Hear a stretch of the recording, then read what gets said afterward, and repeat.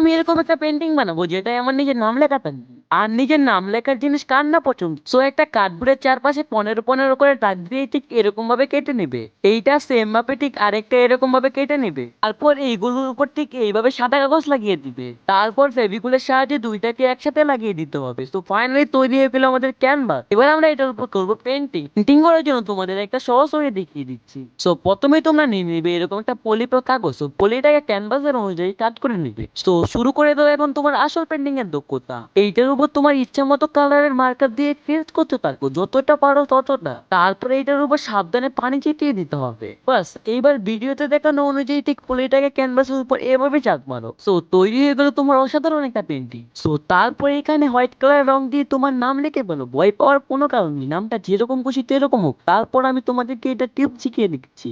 তারপরে এটার উপর ব্ল্যাক কালার পেন দিয়ে বর্ডার করে দাও। বাস তৈরি হয়ে গেলো আমাদের আকর্ষণীয় পেন্টিং। আর হ্যাঁ, আমি এই ক্যানভাসের উপরে কিছুটা ব্ল্যাক কালার করেছি, তোমরা এটা চাইলে টোটালি স্কিপ করতে পারো। সো পেন্টিংটা পছন্দ হলে সবাই একটা একটা করে ভিডিওতে লাইক দিয়ে চ্যানেলটাকে সাবস্ক্রাইব করে দিও।